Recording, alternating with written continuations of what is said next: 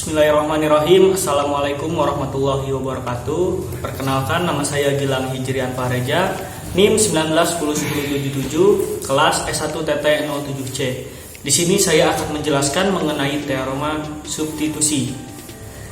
Untuk memenuhi tugas postes mata kuliah praktikum rangkaian listrik. Mari kita lihat modulnya. Oke, di sini kita bisa melihat sebuah modul teorema substitusi. Di sini pada teorema substitusi berlaku bahwa suatu komponen atau elemen pasif yang dilalui oleh sebuah arus yang mengalir sebesar I, maka komponen pasif tersebut dapat digantikan dengan sumber tegangan Vs yang mempunyai nilai yang sama saat arus tersebut melalui komponen pasif tersebut.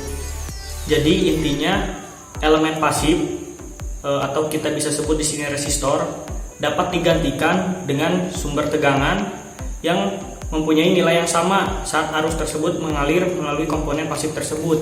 Jadi tegangan pada komponen pasif, nah itu bisa dijadikan tegangan Vs di sini.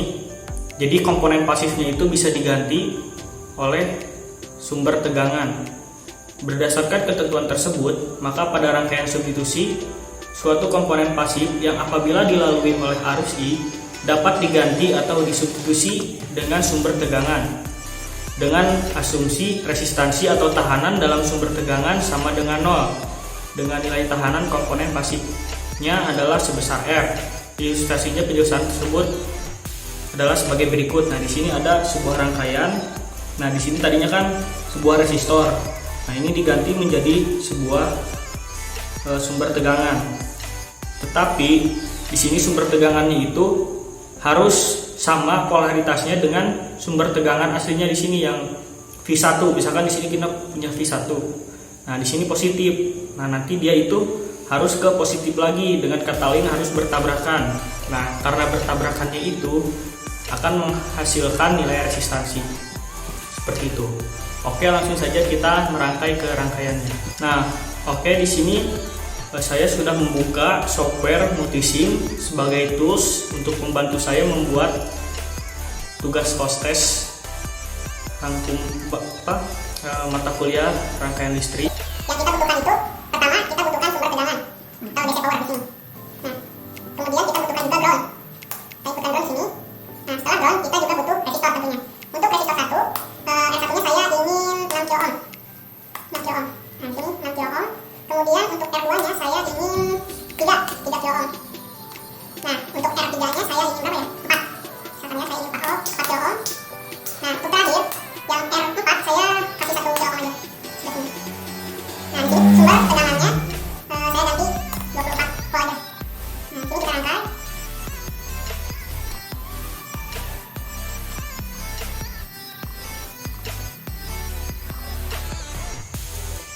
Nah, oke, di sini kita sudah merangkai rangkaian untuk menjadikannya ini sebagai teorema substitusi. Pertama, kita ukur dulu arus atau kita ukur tegangan dulu yang ada pada tegangan di R4 yang akan kita rubah nantinya menjadi sumber tegangan. Di sini tegangannya itu 1,5 volt. Nah, terus saya ingin mengukur tegangan pada, nah di sini yang VA sampai VB itu yang titik. Nah, ini atau dengan kata lain ini itu mengukur tegangan pada R1. Tegangan pada R1-nya itu 18 volt. Itu. Terus saya ingin mengukur misalkan di sini ya, ingin mengukur arus pada resistor 3. Nah, di sini arus pada R3 mengalir 1,5 ampere. Itu. Nah, kemudian coba kita akan buat rangkaian substitusinya. Kita bisa copy paste saja. biar mudah. Ini kita copy, terus kita buat baru. Sini. Buat baru, kemudian di paste. Nah, terus ininya kita ganti dengan sumber tegangan. Kita ganti dengan sumber tegangan.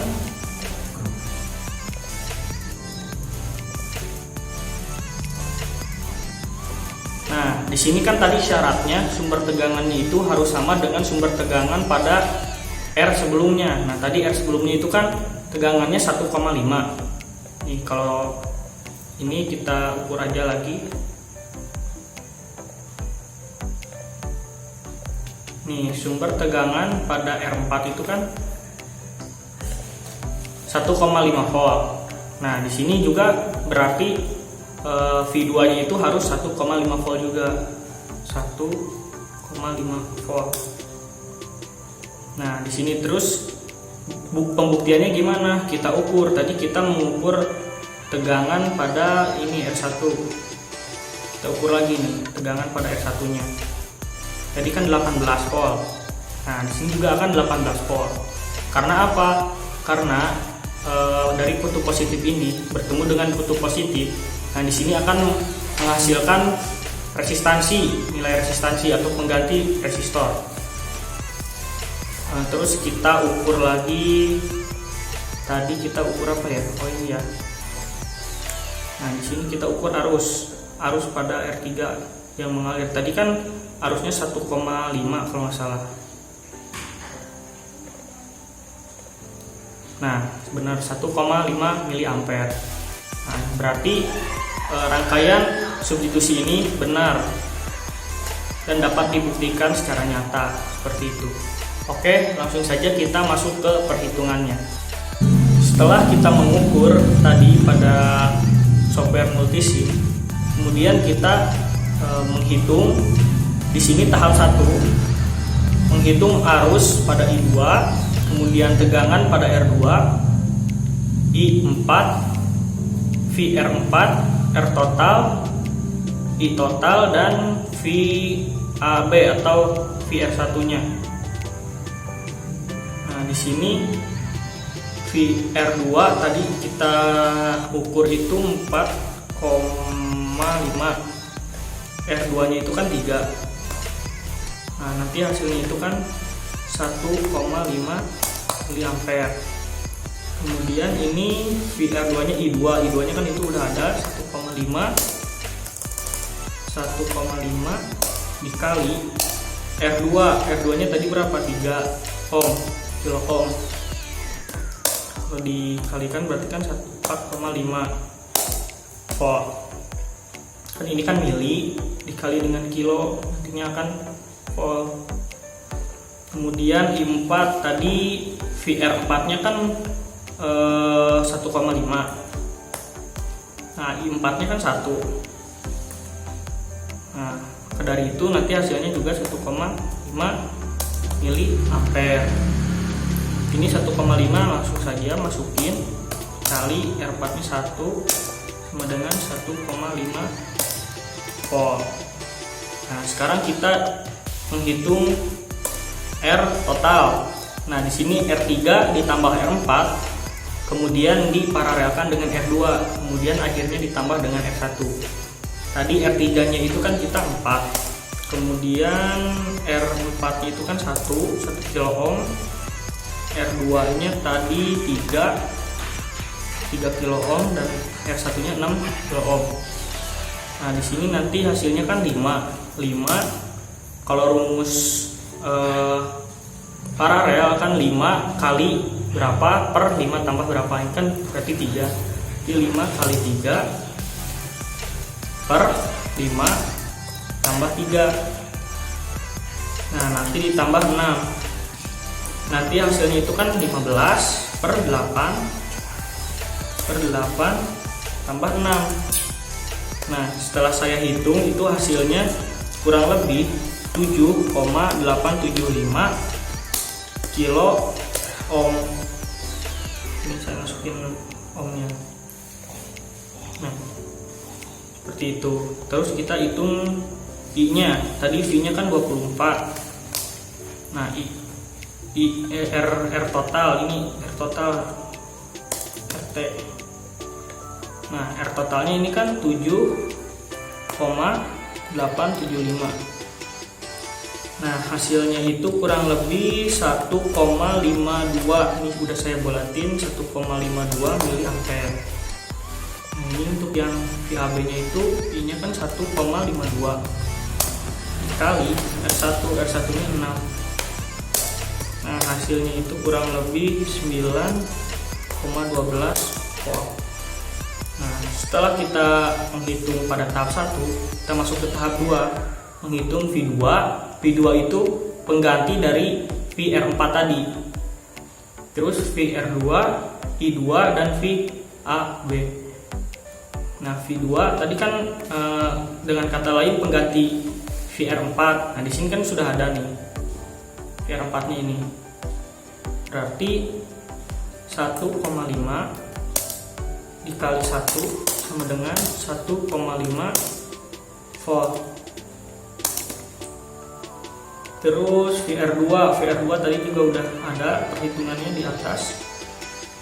1,5 kali 3, 1,5 kali 3 sama dengan 4,5 volt. Nah, untuk yang I2 tadi juga kita sudah hitung. Nah, ini 4,5 per 3, 4,5 dibagi 3, hasilnya itu kan pasti 1,5 miliampere. Nah, ini yang terakhir sama dengan yang ini. Kita langsung masukin aja 1,52 dikali 6 sama dengan 9,12 volt. Nah, setelah kita menghitung tahap 2, kita masuk ke selisih. Selisih itu nilai yang pada tahap 1, ini yang tahap 1 dikurangi nilai yang pada tahap 2. V-nya tadi kan 24 pada tahap 1. Nah, dikurangi tahap 2 nya juga kan 24, berarti 0 volt. Kemudian ini VR4 kan sama aja kayak V2. Ini V2 nya 1,5, berarti 1,5 dikurangi 1,5 sama dengan 0 volt.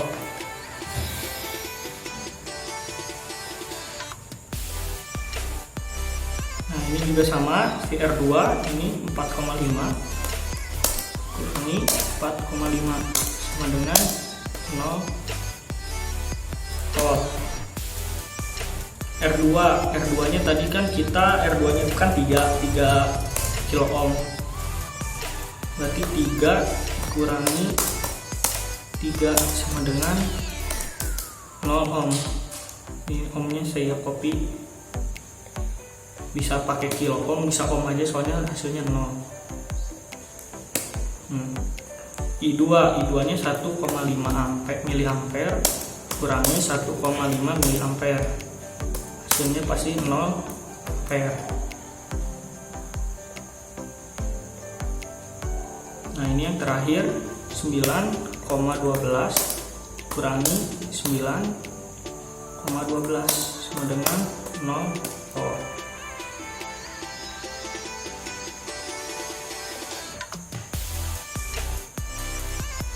Nah, setelah kita menghitung, kita masuk ke analisis.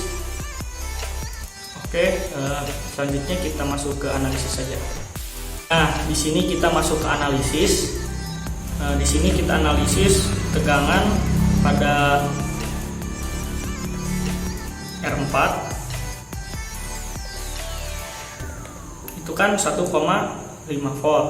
Nah, ketentuan dari teorema substitusi, D itu bisa mengganti komponen pasif menjadi sumber tegangan dengan syarat sumber tegangan itu harus sama ketika arus dialiri dari sumber tegangan ini yang V1. Jadi R4 nya kan tadi 1,5. Ini kita pembuktiannya ukur di meja R2. 2. Nah, ini kan tadi 1,5 volt. Maka dari itu kita buat, nah di sini juga harus 1,5 volt. Kenapa? Karena ya ketentuan tadi, ketika arus mengalir harus sama. Misalkan kita rubah nih di sini, nilainya 24. Seperti yang ya 24 volt. Nah, kita ukur, hasilnya pasti akan berbeda dengan hasil yang ini. Nih, ini kan VR2 nya 4,5 volt. Nah, seharusnya di sini itu kan V-nya itu 1,5 juga, tapi ini kita cobain pakai 24 untuk pembuktian. Nah, di sini arus tegangan itu min 8 volt. Kenapa? Karena di sini kan positif bertemu positif, jadinya menghasilkan nilai resistansi. Nah, syarat menghasilkan nilai resistansi itu seperti itu.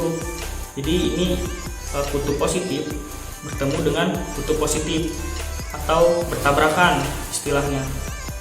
Nah, karena bertabrakan itu menghasilkan nilai resistansi. Oke, mungkin cukup sekian presentasi dari saya. Kurang lebihnya mohon maaf. Wassalamualaikum warahmatullahi wabarakatuh.